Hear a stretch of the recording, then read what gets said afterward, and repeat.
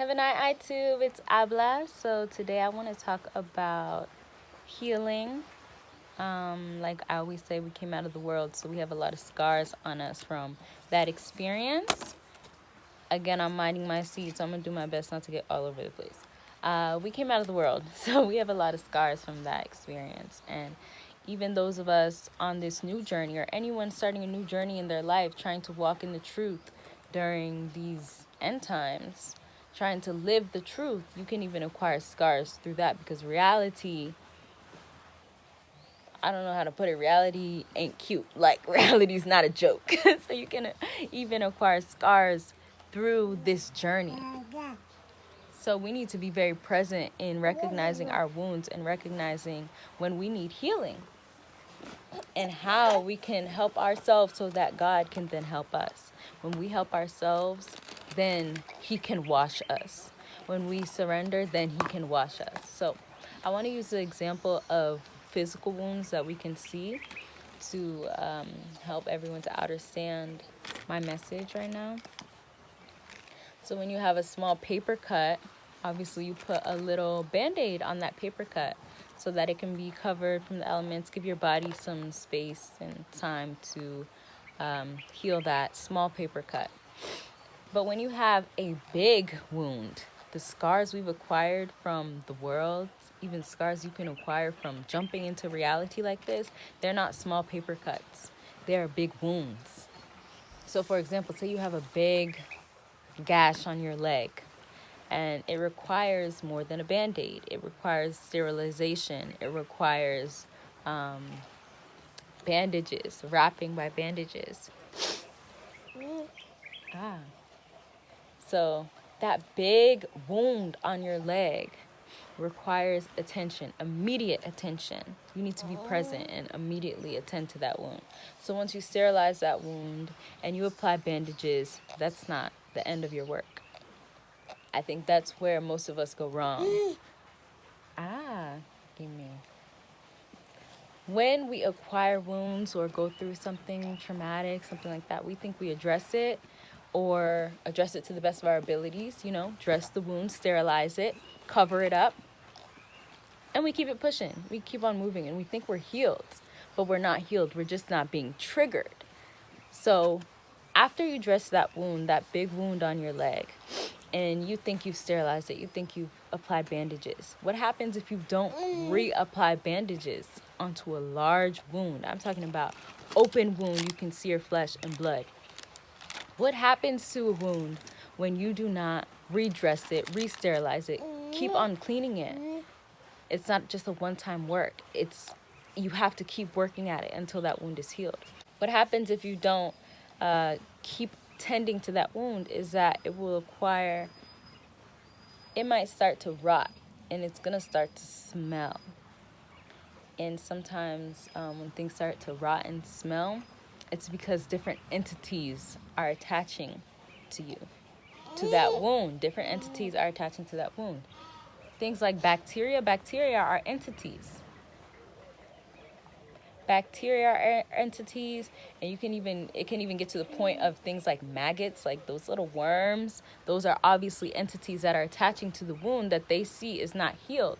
They see something, smell something, they energetically sense something.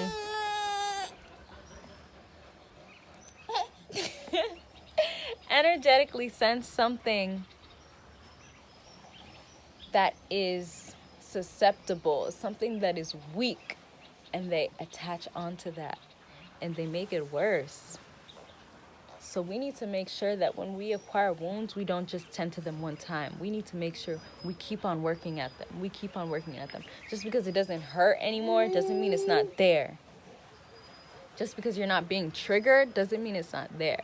So that wound needs to be tended to every now and then. As I was saying, when we acquire scars and wounds, these big wounds from the world, and even that we can acquire while we are walking on our path to truth, we need to make sure that we are attentive to these wounds so that God can be attentive to the wounds. We need to make sure that we're not just covering it up and leaving it. We're not just tending to it once and leaving it, because that's when different entities try to attach to us. I spoke about like a physical wound of like bacteria and worms and stuff like that and rotting, but that can occur spiritually as well. So spiritually, if you have a broken heart, so to speak, if you have a wound, spiritual wound from trauma or something you experienced, entities can sense that weakness and they attach onto you, and that's not that doesn't further our healing. That makes it worse in a way, because we didn't attend to that wound initially, and we didn't keep tending and be attentive to that wound. Different entities sense that on us and attach onto us and try to control us because of that wound. They dig into that wound, make it deeper, make the trauma worse, try and put thoughts into our mind and control our behaviors because they sense that weakness, because we didn't do the work initially. And when we do the work, when we are constantly present about our scars and our wounds, and we're not just covering them up and leaving it, that is when we display surrender and catch the eye of the high side. That is when our Father is like, looks at us and knows that because we're doing the work, he meets us more than halfway, because we're tending to that wound and we're displaying that we're not just going to cover it up and pretend it's not there. We want to look at it. We want to face ourselves. When you decide to face yourself, that's when you see the high side looking back at you in the mirror, and he washes you and he cleanses you of that wound. He cleanses the wound, he sterilizes it. So like I said, when you face yourself and you face those wounds constantly, even trigger yourself, think about it. Think about those wounds, think about those times, think about that trauma. Test yourself. Are you healed from that? Be aware, because when you're not aware, that's when the devil and these entities can attach onto you, and you'll think it's yourself, but it's not you. It's the devil. It's these entities. It's these demons attaching onto you and feeding on that wound, feeding on this low energy and controlling your behaviors, trying to control your mind. But it's not you, because you are of the highest I. We are of reality. So it's very important to be present in knowing, what are your wounds? Where are your wounds? What do they need?